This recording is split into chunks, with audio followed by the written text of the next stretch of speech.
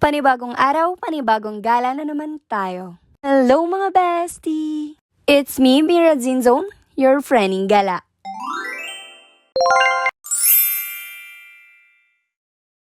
Gusto mo rin ba pumunta sa Korea pero kulang ang budget? Naku, huwag kang mag-alala dahil yung 1K mo dito sobra-sobra pa. Di mo na kailangan pang lumabas ng Pilipinas, mag-book ng ticket or pumunta sa airport. Walang kahasel-hasel pero mafe-feel mo na nasa Korea ka.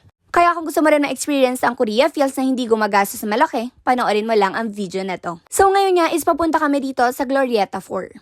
1 to 5 nga pala yan pero dito kami sa 4 pumasok. At ayan, paakit na nga pala ako dito sa may top of the globe. Dito nga pala located yung pupuntahan natin today. Di na kami masyadong nalito nung papunta dito ngayon kasi nung nakaraan nakapunta na rin kami nung Japan Town naman. Left side yung pupuntahan natin pero papakita ko muna sa inyo yung right side. Dito sa right side is Japan Town. Tinawag natin Japan Town kasi dito nakalagay yung mga Japanese restaurant nila. And then dati yung background kasi nito is mafe-feel mo talaga na nasa Japan ka. Nung na-post ko nga yung mga picture na yan noon, is kala nila nasa Japan talaga ako. Siyempre ngayon ang pinunta ko is gusto ko maranasan na para akong nasa Korea. Dito muna tayo start pupunta sa Gowon kasi para makapag-rent na tayo nung susuotin natin. Pagpasok mo nga sa loob, ito yung makikita mo, yung mga iba't ibang style or color ng handbook nila, napakadaming pwedeng pagpili. Ang unang gagawin is magre-register ka sa counter. Mag-fill up ka ng rental agreement nila, doon nakapasok yung term and condition nila. And before kayo pumunta, make sure na magdala kayo ng government ID kahit isang peraso lang. Kasi hindi kayo makakapag-rent pag walang ID. After ko nga magbayad sa counter, ito, nag-ikot-ikot na ako para makapamili na ako ng isusuot ko. And then dito makikita nyo may mga souvenir kayo na pwede nyong bilhin. Pero syempre, hindi na tayo bibili nun kasi medyo mahal. And ang gusto ko lang naman is mag-handbook talaga ng suot.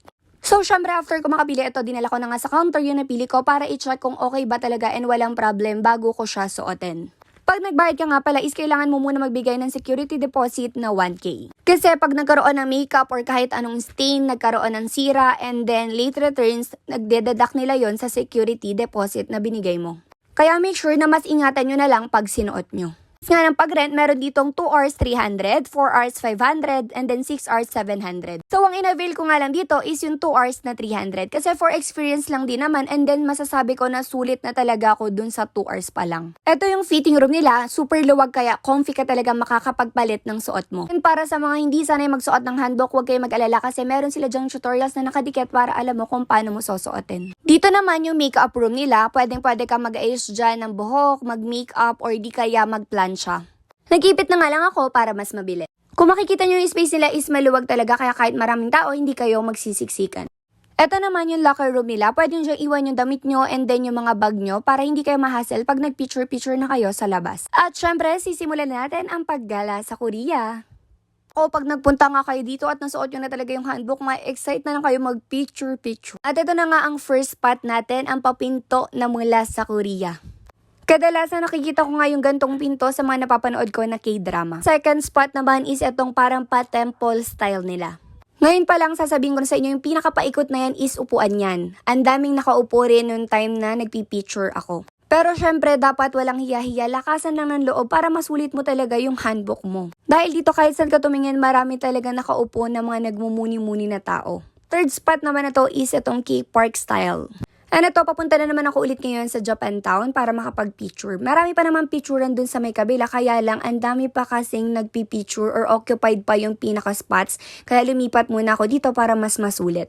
So dito nga yung mga background niya rin is mga pang-Korean style na din. Dahil restaurant nga rin yung mga nakapalibot rito, ayan marami rin tao. Pero syempre sabi ko nga sa inyo, para mas masulit nyo, huwag kayong mahihiya.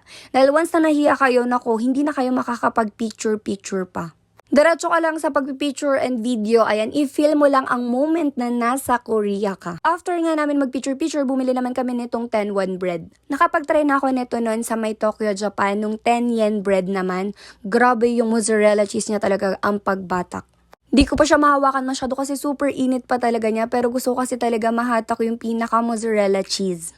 Pag lumamig na kasi hindi mo na siya mafe-feel yung paghatak kasi napuputol na agad. Sa lasa, masasabi kong masarap rin naman talaga at sulit na ang 100 pesos. After nga na pag-picture and video natin, babalik na tayo sa Pilipinas. After mo nga magpalit and nasoli na yung handbook mo, pumunta ka lang dito sa may Peaks Coffee, tapat lang din siya ng Gowon. So, pwede mong mapaprint yung mga picture mo. Libre ang isang print dun sa binayaran mo. Gusto mo pa ng extra, mag-a-additional ka lang ng 50 or 150 yata bawat isa. I-scan mo lang yung QR code nila and then pasa mo lang yung picture na gusto mong ipaprint. At ayan, pili ka lang ng frame na gusto mong malagay sa may picture mo. 30 seconds lang naman ang hintayin mo sa pag-print niyan. Pero kung ayaw mo hintayin, pwede ka naman kumain muna sa kanila ng bread and then mag-coffee. So ayan ngayon napaprint ko, nag-extra lang ako ng isa.